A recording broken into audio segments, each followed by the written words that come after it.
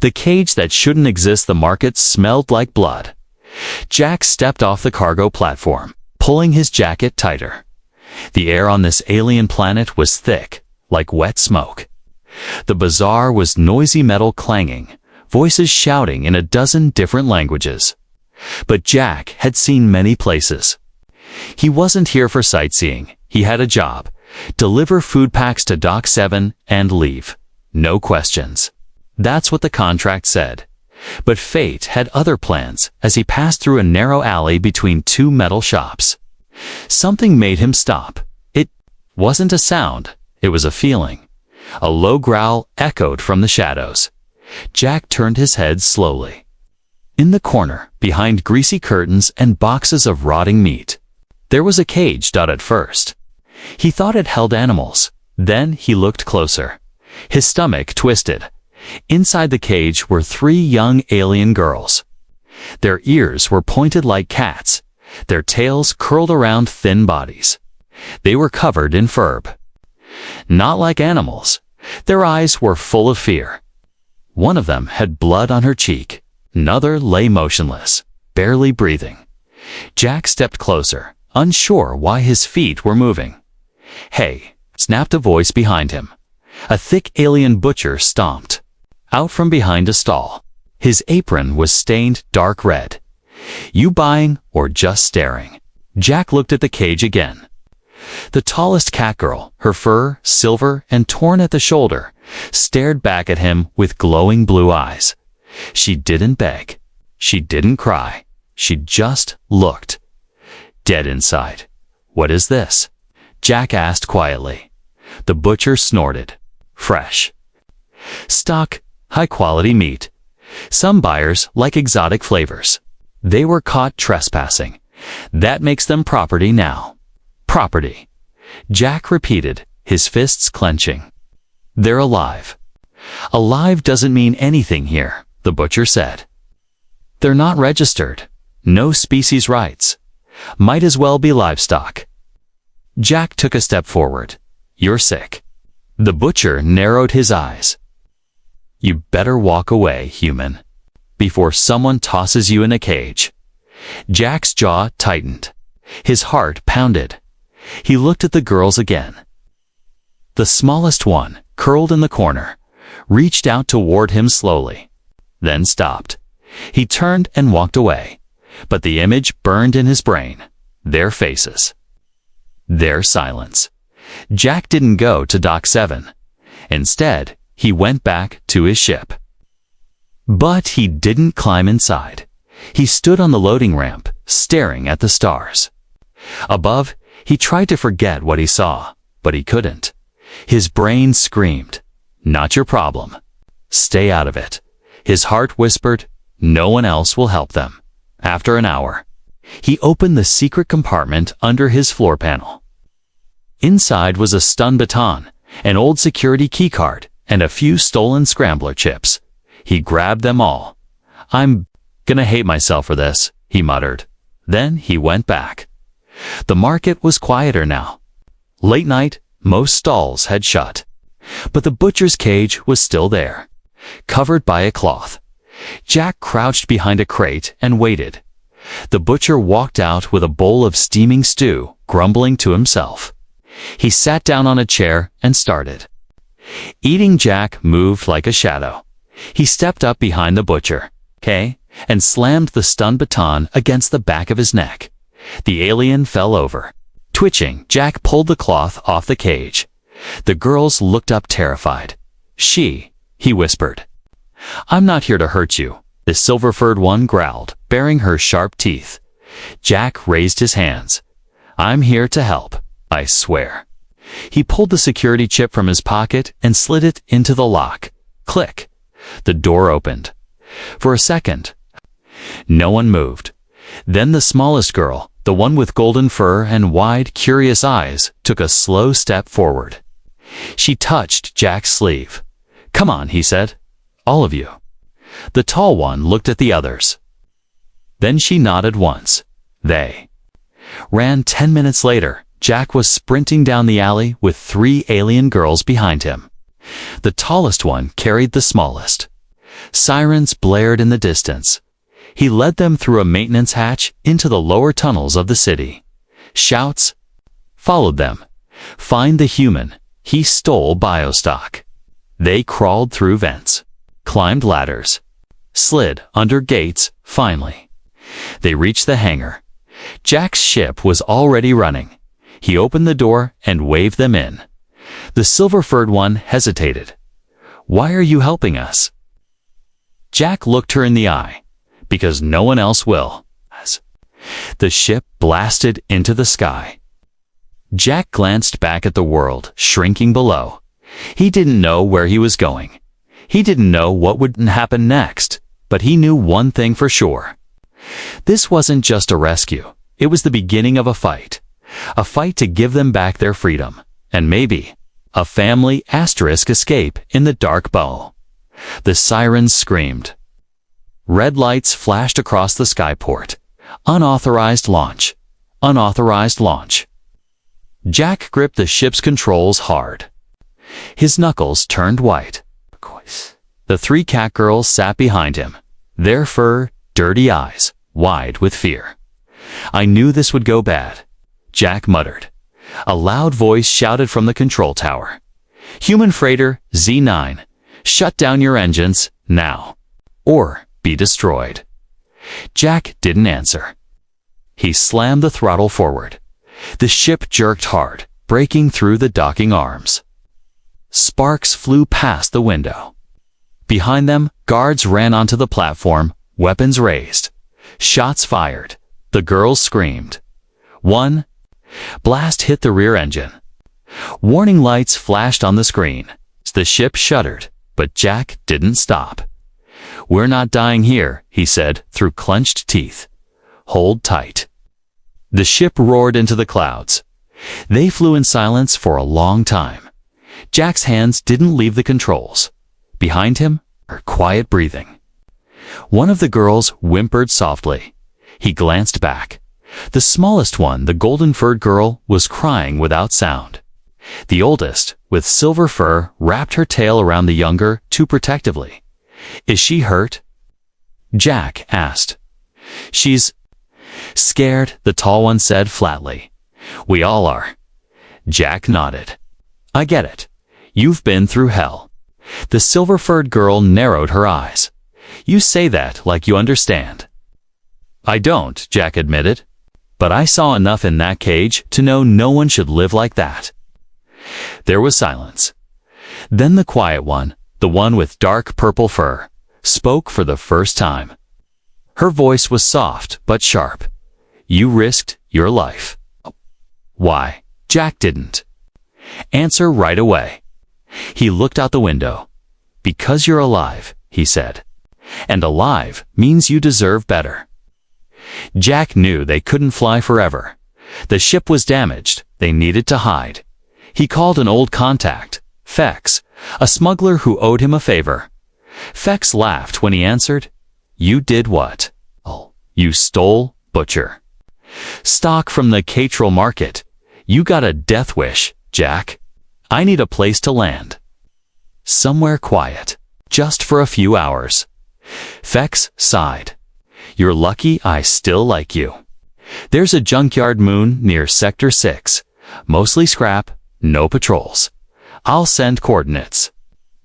"Thanks," Jack said. "You better bring me something shiny next time." Moon was dark and cold. Jack's ship touched down on a cracked landing pad surrounded by old cargo shells and broken droids. Inside the ship, the girls stayed huddled in the corner.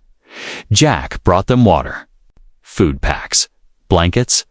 The silver-furred one finally stood. She walked to him slowly, keeping her tail low. "You still haven't told us your name, Jack," he said. "I'm a cargo pilot, or I used to be." "I'm Naira," she replied. "The little one is Luri. The quiet one is Sela." Jack nodded. "Nice to meet you." Naira looked at the blanket in his hand. "What's that for?" "To keep warm," he said. "You'll freeze without it." She hesitated, then took it. Her hands trembled slightly. "Thanks, Jack. Later." That night, Jack sat in the cockpit, watching the stars. He didn't hear Naira walk in. "You're still awake," she said. Double quotes, "Yeah. I can't sleep." She leaned against the wall. "You're thinking of going back, aren't you?" "No. I'm thinking about what happens next." She nodded slowly. "People like us, we don't get next. We get cages or collars."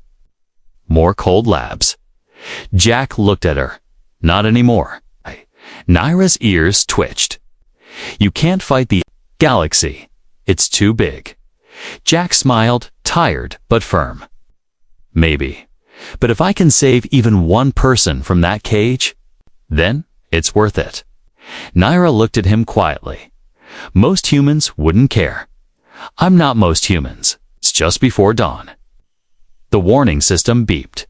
Jack jumped to his feet.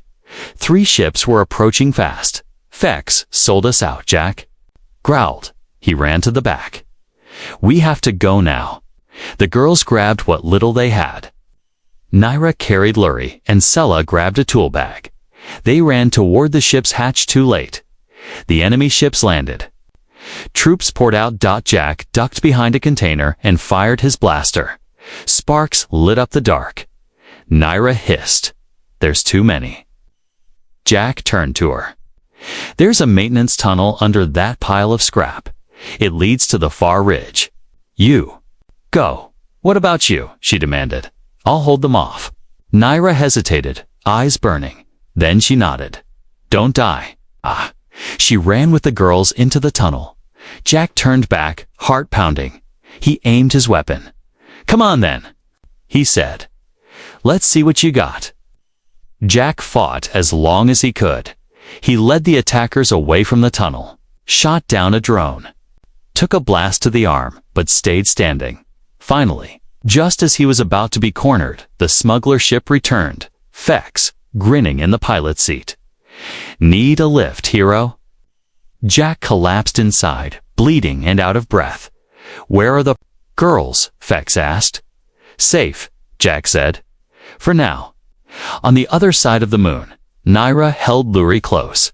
She looked up at the stars. "We were born in cages," she whispered. "But he broke the bars." Sella touched her shoulder gently. "Maybe. We can live outside of them now. Not meat, not slaves." The ship was quiet. Too quiet. Jack lay on a medical bed, bandages wrapped around his arm and chest. His face was pale, and sweat clung to his forehead. Every breath was sharp like fire in his ribs. He was alive, but barely. The ship's lights hummed dimly above him. Somewhere down the hallway, metal footsteps clicked slowly. It wasn't the enemy. It was her, Nai. She stepped into the room, holding something behind her back. Her eyes glowed faintly under the red. Emergency light. Jack's eyes opened just a little. He saw Herb, couldn't move. Then the blade came out, a short, curved knife. She walked closer, silent. Jack's fingers twitched. Reaching weakly for a nearby tool, Naira stopped beside his bed. She looked at him for a long time. Then she lifted the blade and pressed it against his neck. Jack didn't move. He couldn't. Naira's voice was cold. "Tell me why you saved us." Jack blinked. "What did you want payment?" she hissed. "Did you plan to sell us to someone else? Use us? You humans always want something." Jack coughed. "I wanted you to live." She didn't move the knife. "That's not an answer." He struggled to speak. "You were in a cage. I saw your eyes. That was enough." Naira's grip tightened. But then she lowered the blade. She stepped back, breathing hard. "I wanted to believe you were different," she whispered. "But we've been lied to before." She dropped the knife on the floor and left the room. Later, Jack woke again. His body hurt less this time. He tried to sit up. A small hand gently pushed him back. It was Laretha youngest. Her golden fur was fluffed from static, and her eyes looked sad. You shouldn't move, she said softly. I'll be fine, Jack ground. How's everyone else? Sela? Fix the engine. Naira hasn't eaten, Luri said. She's angry. Jack smiled weakly. Yeah, I noticed. Luri held out a metal cup. Water. He drank slowly. Then he looked at her. You doing okay, kid? She didn't answer at first. Then she asked, Are we? Meat. Jack's heart sank. No, he said firmly. You're not. But the butcher said we were, Luri said. He said we were only worth what we taste like. Jack reached out and gently placed his hand over hers. You're more than what anyone says. You're not meat. You're not a slave. You're alive. That makes you worth everything. Tears welled up in her eyes, but she wiped them away quickly. Okay. She whispered. That evening, Sela sat in the engine room repairing a cracked coolant tube. Her fingers moved carefully. She didn't speak much, but she listened to everything. Nair stood behind her, arms crossed. He's awake, she said. Sela didn't look up. I know. He said he didn't want anything from us. Do you believe him? Sela paused, then nodded once. Naira frowned. You trust too fast. Sela finally looked up. He fought for us, bled for us. Let us sleep in his ship without chains. Kira said nothing. Sela added, if he was like the others, he would have locked the door. Later that night, the girls sat in the ships. Small common area. Jack limped out, holding a datapad. I thought maybe you'd want something normal, he said. He sat down and tapped the screen.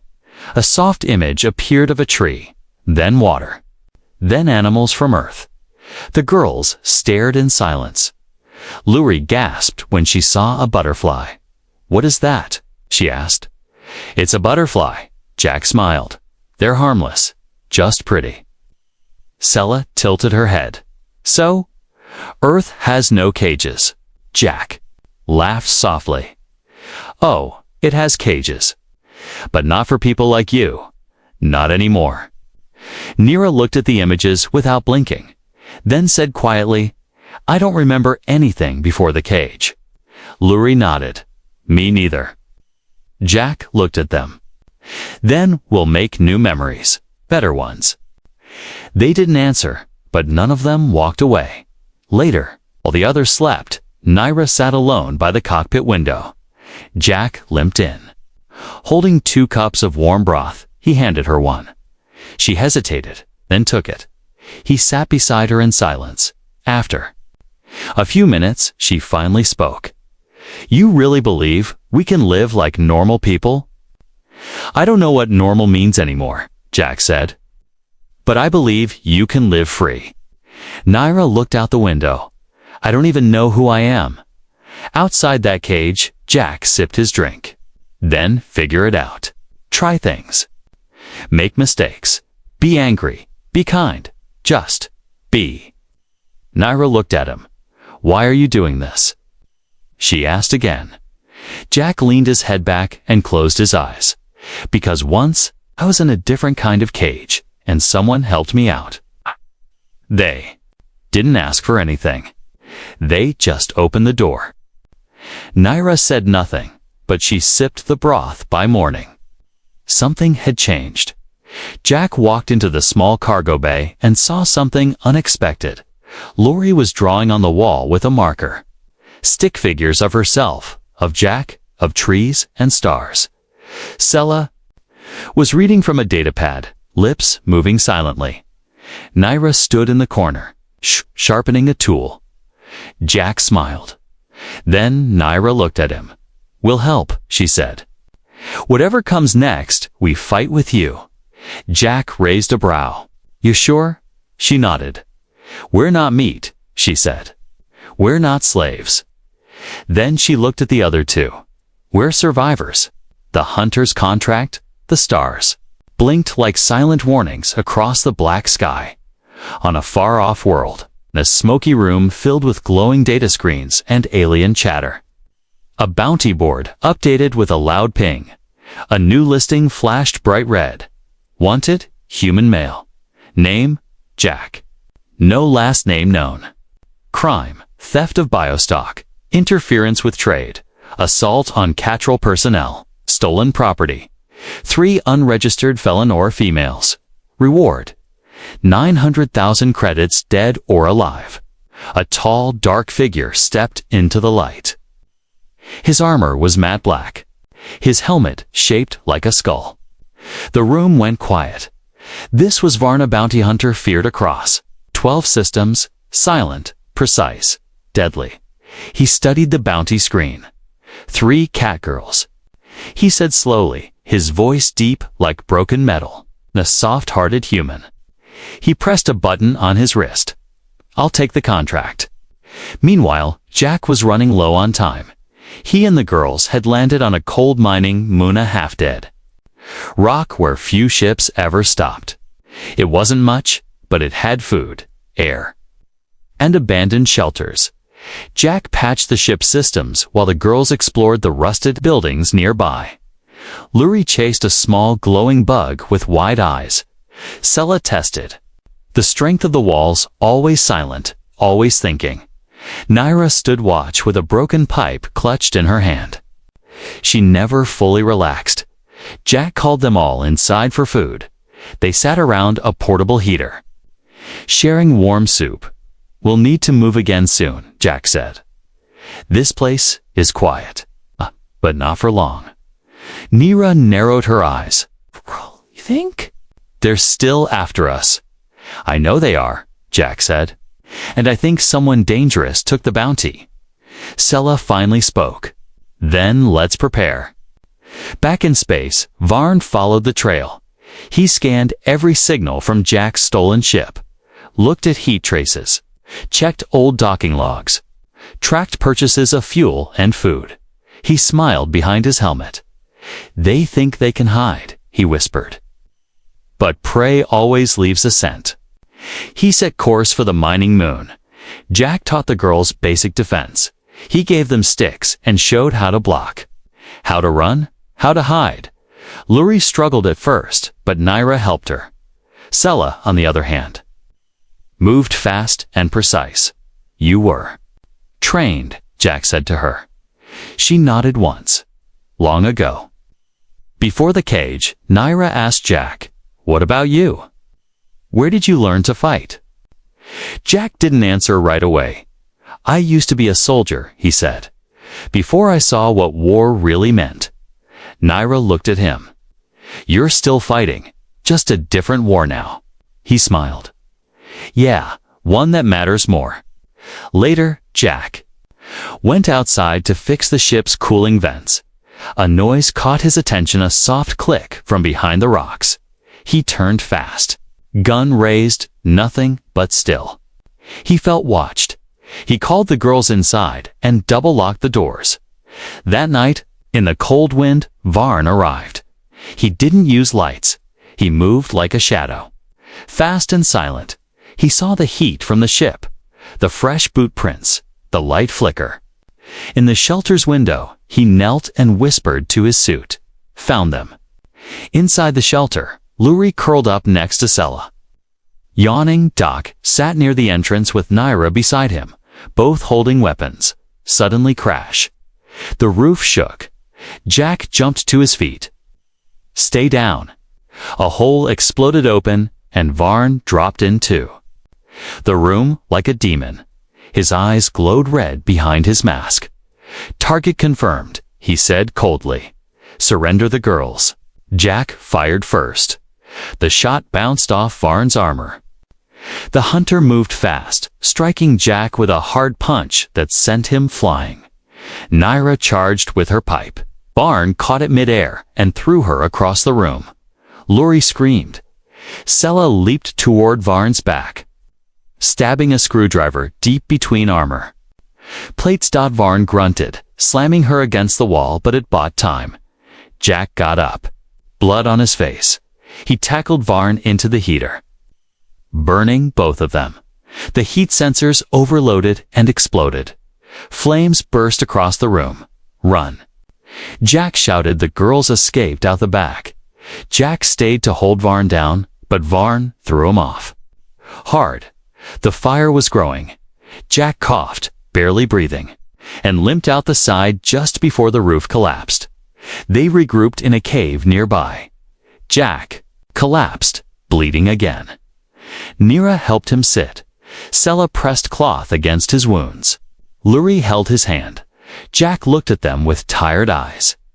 "I'm sorry," he whispered. "I didn't want to bring this to you," Nira growled. "Stop saying sorry. You gave us a chance to live." Jack smiled faintly.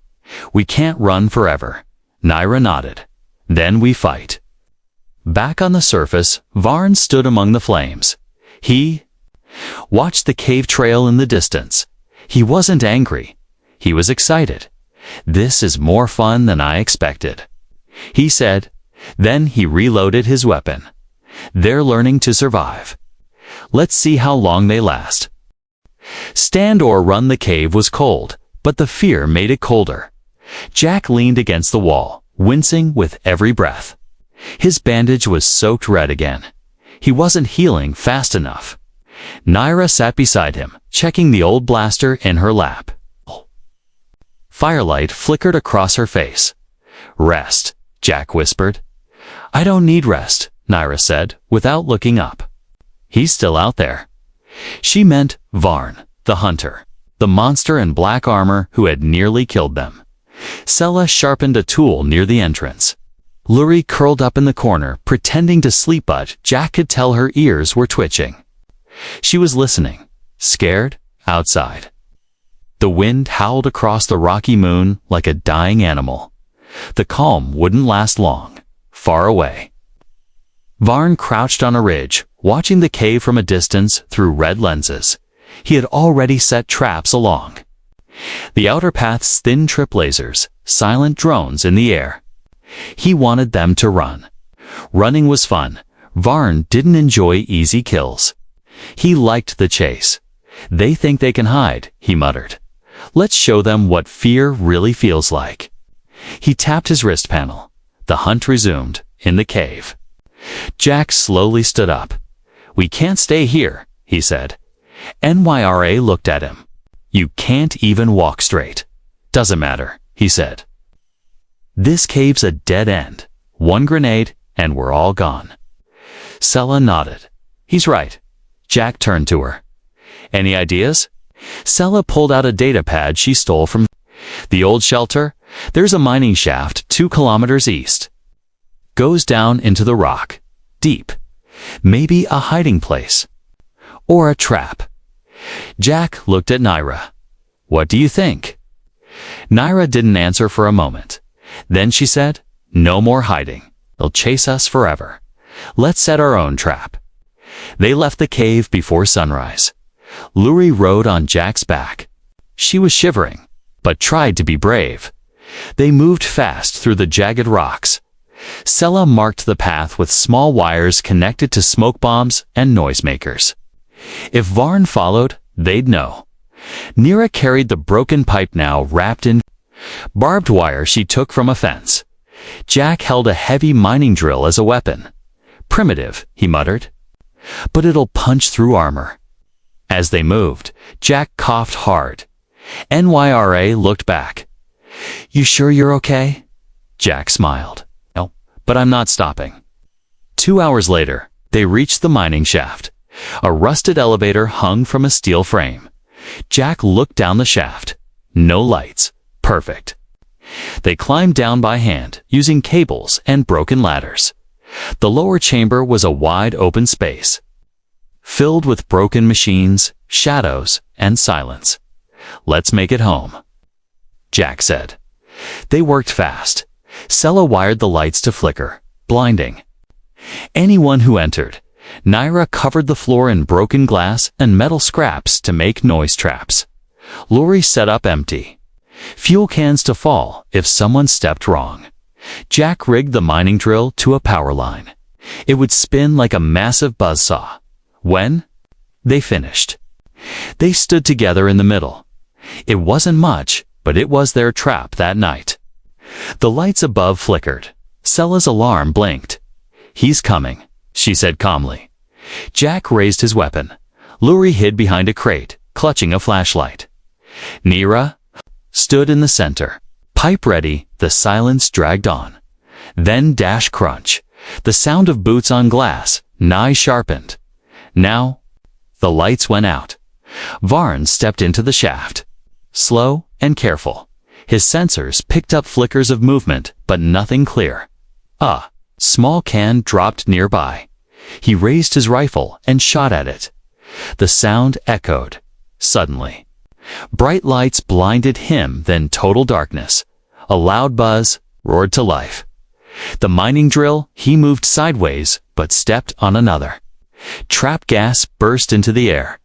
Thick, hot, he coughed. A pipe hit him in the side. Naya arrayed. She struck again, this time. Aiming for his helmet, he grabbed her by the neck, lifting her.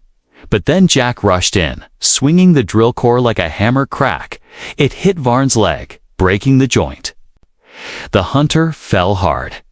Sella dropped from above, stabbing his back with a sharpened pipe. Luri flashed her flashlight right in his eyes. Varn howled. They hit him together again and again until, finally, he didn't move. Silence. Jack dropped the weapon, breathing hard. Nira sat on the ground, gasping. Sella's hands were shaking. Luri walked forward and kicked. Varn's helmet, it rolled off. They all stared under the mask. He wasn't a monster, just a tired, cold-looking man with no soul left in his eyes. Jack looked at him and said quietly, "You lost." They tied him up. Left a message on his ship for the bounty board. Hunter failed. Prey fights back. Then, they flew away as the ship lifted off. Nira leaned against the wall and looked at Jack.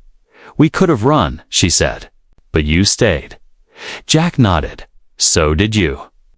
She smiled, just a little. "We're not prey anymore." Jack looked at all three of them. "No," he said. "You're warriors now. Place to call home." The ship drifted in darkness, silent. Between dead stars, Jack sat in the pilot's seat, a deep bruise across his jaw, ribs still wrapped in fresh bandages. The control lights blinked softly, and the stars outside looked cold, distant. Endless dot. He should have felt free, but all he felt was tired behind him. Sella was checking a broken oxygen filter. Nira cleaned weapons at the table. Luri quietly practiced reading Earthwords from an old children's book. Jack gave her. They had won the fight, but they had nowhere to go. "You okay?" Nira asked. Jack didn't answer right away. Then he said, "We need to stop running." Nira raised an eyebrow. "You have a plan?" He didn't smile. "Yeah, I think I found us a place." They followed an old signal to a forgotten human station outpost, Delta 17, once used for deep space mining. Now long abandoned, it floated around a dead moon, hidden in asteroid dust. No broadcasts, no lights. Perfect. The ship docked with a creaky clunk. The airlock groaned as it opened. Jack led the way with a flashlight. Inside, the station was a frozen graveyard.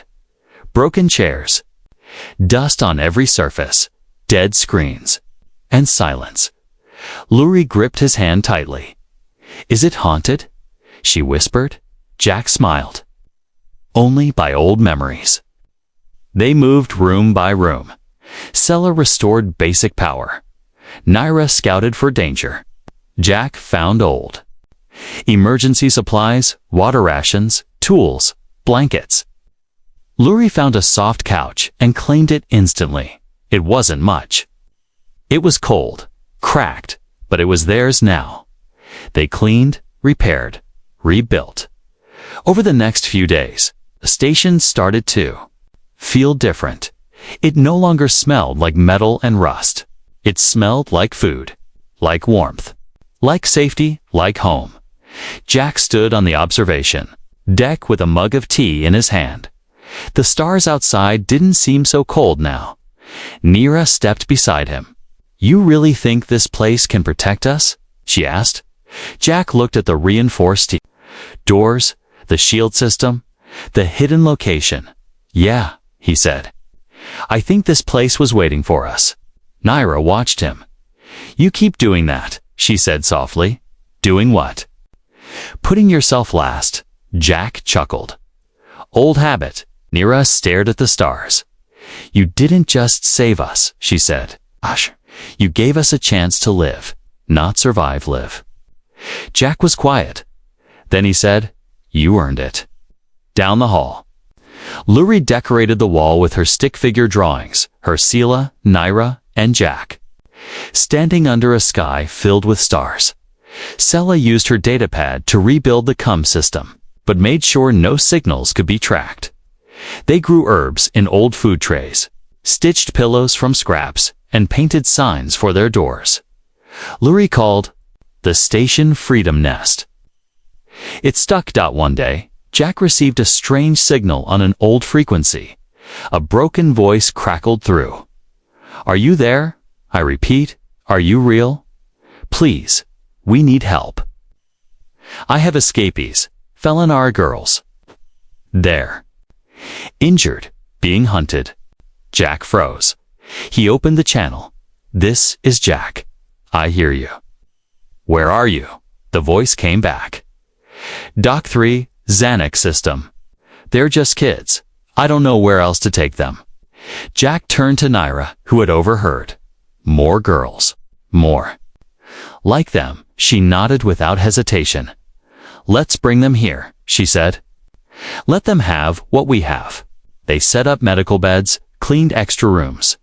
Sela rebuilt another air recycler. Naira added more defenses motion sensors, old turrets, manual locks. The place wasn't just a home now, it was a shelter. 2 days later, a ship docked with the outer bay. The airlock opened, and 3 terrified catgirls stumbled in. Thin, dirty, bruised. They froze when they saw Jack. One of them growled weakly. Are you another slaver? Jack knelt in front of them. No, he said gently, you're safe here, I swear. Luri stepped forward. She smiled and held out a blanket. It's okay, she said. We used to be scared too. The girls began to cry. That night, the station glowed with soft lights. The dining table was full real food, warm tea. Soft voices. Jack looked around and saw something he hadn't seen in a long time. Peace, he stood to speak. When I first found Naira, Xela, and Luri, they were locked in a cage, silent, alone. Forgotten, he paused, voice rough with emotion. But now, look at them. Look at us. This is what freedom looks like. This is family. Naira touched his arm. And you, she added, are what it means to be human. Later, as he walked down the hall, Jack saw a new drawing on the wall. It showed a big house under a dome, stars above. Luri had drawn more catgirls inside, playing, and beside them. Jack, he smiled. This was no longer just an escape story. This was a beginning. The broadcast that shook the galaxy. Jack stared at the screen in the main control room. It blinked, connection ready. Begin live transmission. He hesitated. Naira stood beside him, her arms crossed. You sure about this? Jack's jaw tightened. Yeah, it's time. Sela worked quietly on the signal encryptor. Once it starts, we'll be known. All of us. I know, Jack said. Luri tugged at his sleeve. What if they come again? Knelt in front of her. Then we'll face them together. She nodded, holding his hand tightly. Jack stood, looked at the camera, and took a deep breath. Then he pressed start. The message shot out across space, bouncing from one system to the next. It hit government networks, private stations, even pirate signals. Everyone saw it. A man appeared on screen. A human, worn and scarred. Calm, but burning with something powerful. My name is Jack. he began. "You don't know me. You're not supposed to." He looked straight at the camera. "But you need to see this." The image changed cage footage. Real. Brutal. Dozens of felony girls locked in metal boxes, beaten, sold like animals. Faces covered in bruises. Eyes empty. Then, images of now. Luri drawing on the wall. Naira training others. Sella reading to new arrivals. Girls laughing. Sleeping safely. Jack's voice returned. These girls were once considered meat. Slaves. Less than animals. He paused. I call them family. All across the galaxy, people stopped to watch. Alien traders froze in shock. Rich politicians turned pale. Other hidden captives Felinari and more saw hope for the first time in a dark cage. One girl whispered, "He did it." On Outpost Delta 17, the shelter was no longer a secret. More arrived one ship, then another. Wounded, frightened, lost. They came from across the stars, Felinari others, two species Jack had never seen. All with the same story. They were property. Now they wanted to be people again. Jack opened the doors. OHV. Varn, the bounty hunter, was found alive and tied in the ruins of the mining shaft by a rival gang. They'd watched the broadcast, too. They'd turned him in for the price. On his head now, his bounty read, illegal hunting of protected life. War crimes. His mask was gone. His name was known. Justice had begun. Meanwhile, high above a major capital, a galactic council meeting was interrupted by the video broadcast. Arguments followed, protests broke out, and then silence. Then came the change. A law passed. A new one. The Sentient Protection Accord. Felinari and other previously unrecognized species would now be considered sentient, protected, free, no more cages. No more trade, those caught breaking it. Death, back at the station, Jack watched the news. Luri sat in his lap, chewing candy she got from a merchant who brought gifts for the rescued girls. They did it, Sella said, entering the room with Naira. No. Jack said, you did it. Naira looked at him. You risked your life, again and again. Jack smiled. You were worth it. She crossed her arms. You're a terrible liar. He laughed softly. A little. Then Sella added, but maybe, not a bad leader. More rooms were added to the station. More food grown. More laughter in the halls. One day, a young Felinari girl asked Jack shyly, Are you our teacher now? Jack knelt. No, he said. I'm just the guy who opened the door. She grinned. Can I learn to fix ships like Sella? Absolutely. The walls were covered now drawings, names, stories. Every girl who came added a mark. Every girl who left took something new. Freedom. One by one. They stopped being afraid. One by one. They stood taller. Jack watched them from the control room. A soft look in his eyes. Nyra joined him. I used to dream about being free, she said. Now I help others dream the same. Jack looked at her. You've come a long way. She touched his hand. So have you. The stars outside looked warmer now. Not because they changed, but because he had. On the wall above the main door. Luri painted one final line in her neat, childlike writing. He changed their fate forever.